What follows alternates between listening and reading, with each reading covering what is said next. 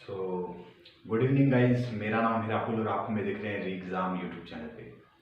आज की वीडियो में हम लोग बात करेंगे बहुत ही इंपॉर्टेंट टॉपिक जो आपके सामने है, इवोल्यूशन ऑफ लाइफ फॉर्म्स की पूरी कंप्लीट थ्योरी के बारे में। जीवन स्वरूप का विकास के बारे में हम लोग डिस्कस करेंगे।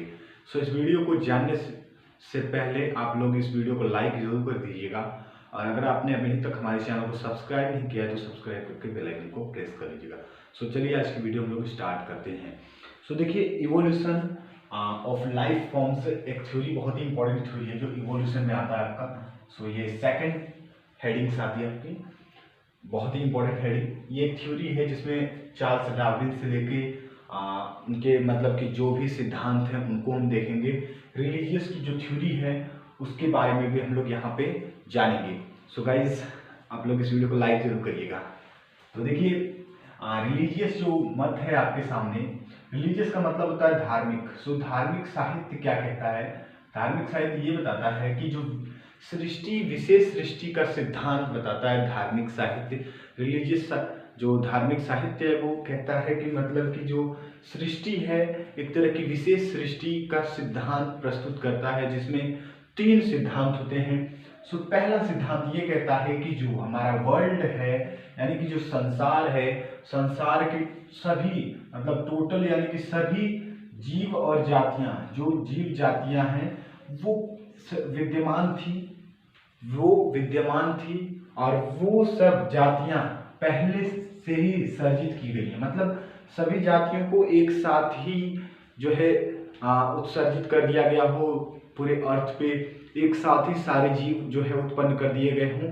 ये रिलीजियस जो धार्मिक साहित्य है उसका पहला सिद्धांत यही कहता है कि जो संसार के सभी जीव और जातियां हैं वो जातियां पहले से ही विद्यमान थे, वो जातियां पहले ही जो है मतलब एक ही साथ सबको जो है उत्सर्जित यानी कि बो दिया गया हो। जैसे हम जो है अपना गेहूं जो होता है छिड़ते हैं ना, गेहूं की फसल, तो मतलब कि वैसे ही जो है सभी जीवों को एक साथ ही मतलब सर्जित कर दिया गया हो। दूसरा सिद्धांत ये कहता है कि उत्पत्ति के भी समय बायोडाइवर्सिटी थी। बायोडाइवर्सिटी का मतलब होता है जैव विविधता, यानी कि जीव जंतुओं में विभिन्नताएं, जो जैव विविधता का कारण है, मतलब जीव जंतुओं में विभिन्नताएं को ही हम जैव विविधता कहते हैं, वो उस समय मौजूद थी। ठीक है, आज भी मौजूद है और भविष्य में भी मौजूद रहेगी। ये कहता है आपका रिलीजियस थ्योरी की सेकंड सिद्धांत, मतलब सेकंड थ्योरी कहती है। और इसके बाद थर्ड थ्योरी ये कहती है कि जो अर्थ आर 4000 ईयर ओल्ड, यानी कि जो आपका अर्थ है वो 4000 वर्ष पुराना है। हमारा जो अर्थ है वो लगभग 4000 वर्ष से भी प्राचीन है। और इसके बाद कुछ थिंकर्स, मतलब ये सारी जो चेतनाएं हैं, एनसीईआरटी कहती है कि ये सारी चेतनाएं 9th सेंचुरी में आकर डेवलप हुई। विशेष सृष्टि का सिद्धांत में हम लोग तीन सिद्धांत पढ़ते हैं। सबसे पहला कि संसार के जो जीव जातु हैं टोटल वो पहले से ही विद्यमान थे और सबको एक साथ ही सर्जित कर दिया गया हो। उत्पत्ति के समय क्या हुआ कि दूसरे सिद्धांत में कहा गया कि उत्पत्ति के समय बायोडाइवर्सिटी थी और आज भी है और भविष्य में भी रहेगी। और आपकी जो अर्थ है वो 4000 ईयर ओल्ड है, थर्ड थ्योरी कहती है। और इसके बाद थिंकर्स जो है, जो थिंकर्स में प्रचंड मतलब कि बदलाव, तेजी से बदलाव जो आता है, जो विज्ञान में आज जो बहुत तेजी से प्रौद्योगिकी टेक्नोलॉजी में जो चेंजेज आते हैं वो आपका 9th सेंचुरी में आकर बहुत तेजी से हो जाते हैं। ऐसी मतलब कि रिलीजियस थ्योरी का मत है, कहा गया है। ठीक है, इसके बाद अवधारणाओं के बारे में हम लोग जानेंगे। तो अवधारणाओं में कहा गया है कि मतलब जैसे कुछ अवधारणाएं कैसे मतलब कि ली गई हैं अर्थ पे जीव जंतुओं की उत्पत्ति से रिलेटेड, जीवन के स्वरूप से रिलेटेड। HMS एनसीईआरटी में लिखा हुआ लाइन में कि HMS बीगल जो जहाज है उसकी मतलब ट्रेवल्स, जो भी जहाजी समुद्री यात्राएं हैं उस पर आधारित है। मतलब कि क्या जीवन की उत्पत्ति का जो भी जीवन स्वरूप का जो डेवलपमेंट है, विकास है, उसको उन्होंने मतलब इसमें कहा है कि मतलब इसी की ट्रेवल्स पे ये आधारित है। HMS बीगल शिप्स की ट्रेवल्स पे, समुद्री जहाजों पर ये क्या है, आधारित है जीवन स्वरूप का विकास। ठीक है, इसको कहा है, कुछ अवधारणाएं। ठीक है, अब देखिए चार्ल्स डार्विन, आ गए। बहुत ही इंपॉर्टेंट टॉपिक है चार्ल्स डार्विन। सो चार्ल्स डार्विन ने ये कहा कि मतलब जो विद्यमान जीव हैं वो आपस में समानताएं रखते हैं। मतलब समझिए, आपको समझाने के लिए मैं बताता हूँ कि जो आज संसार में जितने भी जीव विद्यमान हैं, ठीक है, सो इनको इन्होंने कहा कि मतलब कि जो जीव विद्यमान है वो कहीं ना कहीं आपस में क्या रखते हैं, सिमिलैरिटी, कुछ ना कुछ सिमिलैरिटी रखते हैं आपस में, चाहे कोई भी जीव हो। जैसे आप देख सकते हो ह्यूमंस की आइज, वही आप देख लो डॉग की आइज, कैट की आइज, मतलब आइज है ना कहीं कुछ तो सिमिलैरिटी पाई जाती है। सो ये सिमिलैरिटी रखते हैं, और ये सिमिलैरिटी रखते हैं बल्कि उन जीव रूपों से भी समानताएं रखते हैं जो आज से करोड़ों अरबों करोड़ों सालों पहले जो है धरती पर आई थी, उनसे भी कहीं ना कुछ समानताएं रखते हैं। ये बात कहा है चार्ल्स डार्विन ने। फिर से समझिए कि विद्यमान जीव कहीं ना कहीं आपस में, जो आज धरती पे जो ऑर्गेनिजम्स प्रेजेंट है वो कहीं ना कहीं आपस में कुछ ना कुछ सिमिलैरिटीज रखते हैं, यानी कि समानताएं रखते हैं। और ये समानताएं जो पहले आज से करोड़ों साल पहले जो जीव विद्यमान थी, कहीं ना कहीं उनमें भी ऐसी ही समानताएं देखने को मिलती हैं, ऐसी समानताएं रखते थे। सो ये बात कही है चार्ल्स डार्विन ने, ठीक है। अब देखिए हम लोग आ जाते हैं यहाँ पे कि जो इन्होंने एक चीज और कहा, अब जो बहुत सारे जीव हैं वो क्या है, उनमें से विद्यमान नहीं है। अब जो है बहुत सारे जीव विद्यमान हैं, जैसे डायनासोर्स हो गए, मतलब ये क्या है आज विलुप्त हो चुके हैं ना धीरे धीरे, वैसे ही तो आज अब जो है बहुत सारे जीव विद्यमान नहीं रहे, लेकिन कहीं ना कहीं जो है आपका जो जीवों का विभिन्न स्वरूप क्या हो गया कि मतलब जीव जो है बदलते गए। जैसे डायनासोर्स काल आया, सो उसमें डायनासोर क्या हुए, नष्ट हो गए, यानी कि गुजरते वर्षों के साथ क्या हो गया, जीवों का स्वरूप के हिसाब से जीव नष्ट होते चले गए, ठीक है। जीवों के विभिन्न स्वरूप गुजरते वर्षों के साथ धीरे धीरे क्या हो गए, नष्ट हो गए। और वहीं जब जीव नष्ट हुए तो वहीं से नए प्रकार के जीव, मतलब नए टाइप्स के जीवों का जो है विकास चालू हो गया, नए टाइप्स के, यानी कि धीरे धीरे जो आपका जनरेशन बदलती जा रही है, उसमें से कुछ जीव जो है नष्ट होते गए और नए जीवों में बदलाव होता गया। ये प्रक्रम जो है धरती पे धीरे धीरे नए जीवों के विकास क्रम धीरे धीरे शुरू हो गए। सो मतलब फिर से हम लोग समझते हैं यहाँ पे चार्ल्स डार्विन की तरफ कि विद्यमान जीव पहले से ही आपस में क्या सिमिलरिटीज रखते हैं।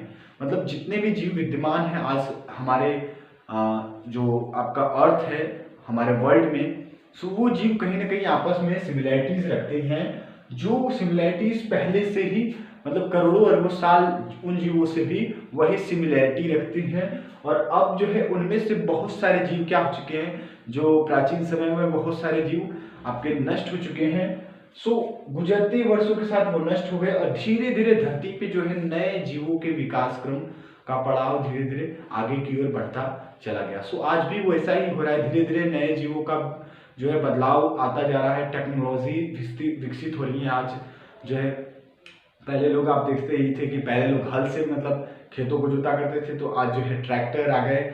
वैसे ही सामान को ढोने के लिए पहले बैलगाड़ियां होती थी, तो आज जो है चार पहिए ये वाहन आ गए। सो मतलब किस तरह से जो है धरती पे नए जीवों के विकास क्रम के साथ साथ नई नई टेक्नोलॉजी और नए नए इक्विपमेंट भी विकसित होने लगे। साइंस आज जो है काफी आगे जा चुका है, ये बात आपको कहीं ना कहीं समझ लेनी चाहिए। देखिए यहाँ पे जो जीवों रूपों का विकास है, यानी कि जो जीव है, जो ऑर्गेनिज्म टाइप्स हैं का जो डेवलपमेंट है, यानी कि इवोल्यूशन हुआ है, वो बहुत ही धीरे धीरे हुआ। सो इवोल्यूशन जो है बहुत ही धीमा हुआ है। क्या जीवों का इवोल्यूशन बहुत ही धीमी गति से हुआ है, और इसी कारण उनकी संख्याओं में क्या है, भिन्नताएं रही हैं। और इसी कारण से जो जीवों की संख्याएं हैं उनमें विभिन्नताएं देखने को मिली है, और ये विभिन्नताएं जो है कहीं ना कहीं उसकी विशिष्टता पर निर्भर करती हैं। विशिष्टता का मतलब जैसे मतलब कि भोजन की कहीं पे कमी हो गई तो कहीं पे बढ़ोतरी हुई, तो उसके हिसाब से जो है आपका देखते हैं कि मानव में भी आप कई तरह की विभिन्नताएं, दुबला पतला मोटा, ऐसे आप लोग देखते हैं ना, तो वैसे ही जो विभिन्नताएं उत्पन्न होने लगी धीरे धीरे जीवों में। और इसी विशिष्टताओं में जैसे जलवायु हो गया, आपका भोजन हो गया, भौतिक कारक हो गया, सो इसके कारण धीरे धीरे जीव जो है अलग अलग तरह के मतलब अलग अलग टाइप्स के जीव जो है नए नए जीव सामने आए। सो उनके अंदर धीरे कुछ जगहों पे जो उनकी कैपेसिटी थी, रिप्रोडक्शन कैपेसिटी, वो काफी हाई थी, जिसको हम लोग जननक्षम कह रहे हैं। सो जननक्षम जीवों की ज्यादा थी, कहीं ना कहीं जीव संख्या में उपयुक्तता थी। सो जीवों की संख्या में कहीं ना कहीं मतलब कि ज़्यादा मतलब हाईनेस थी, यानी कि हाई आपका जो कैपेसिटी थी रिप्रोडक्शन की। सो इस चीज को इन्होंने मतलब जो रिप्रोडक्शन कैपेसिटी है हाई होने के कारण डार्विन ने इसे नेचुरल सिलेक्शन नाम दिया। डार्विन ने मतलब प्राकृतिक चयन कहा। और यही प्राकृतिक चयन जो है आगे जाके मैकेनिज्म ऑफ इवोल्यूशन पर लागू होता है। यानी कि जो मैकेनिज्म ऑफ इवोल्यूशन है, मतलब इवोल्यूशन का जो भी क्रियाविधि है उस पर कहीं ना कहीं ये जो है आपका लागू होता है। ये विशिष्टताएं और ये जो जनन की क्षमता है वो कहीं ना कहीं आपका मैकेनिज्म ऑफ इवोल्यूशन यानी कि जो इवोल्यूशन का क्रियाविधि है उस पर लागू होता है। सो कुछ ग्रीक्स मतलब पुराने जो है ओल्ड थिंकर ये के अनुसार कि जो हमारी अर्थ है वो हजारों नहीं बल्कि करोड़ों अरबों साल पुरानी है। सो कुछ मतलब के विचारक हैं जो उनके अनुसार मतलब कुछ अर्ली जो बहुत ही पुराने जो थिंकर्स हैं सोचने वाले, उन्होंने कहा कि मतलब कि हमारी जो अर्थ है वो अर्थ करोड़ों नहीं अरबों मतलब हजारों नहीं करोड़ों अरबों साल पुरानी है। ठीक है, तो इसलिए हम लोग ये कह सकते हैं कि हम अर्थ इज वेरी ओल्ड, यानी कि हमारी जो अर्थ है वो बहुत ही पुरानी है या बहुत ही प्राचीन है। ठीक है, जो आपको मैंने पहले वीडियोस में आपको बताया था इवोल्यूशन की। सो 4.2 बिलियंस ईयर एगो जो है आपके अर्थ का फॉर्मेशन होता है। ठीक है, ये चीज़ आपको मैंने पहले बता चुका हूँ। ठीक है, सो आप लोग ये देख लीजिएगा मैकेनिज्म ऑफ इवोल्यूशन को, कुछ इसको देख लीजिएगा आप लोग, और ये जो रिलीजियस थ्योरी है उसको देख लीजिएगा। चार्ल्स डार्विन आपका इंपॉर्टेंट है, इसको VIP कर लीजिएगा, वेरी इंपॉर्टेंट। ठीक है, सो बाकी ये सब इतनी चीज़ें। बाकी वीडियो आपको पसंद आया होगा तो लाइक शेयर और सब्सक्राइब करना ना भूलेगा। सो मिलते हैं ऐसी नई वीडियो के साथ। आज के लिए इतना है, good bye, have a nice day.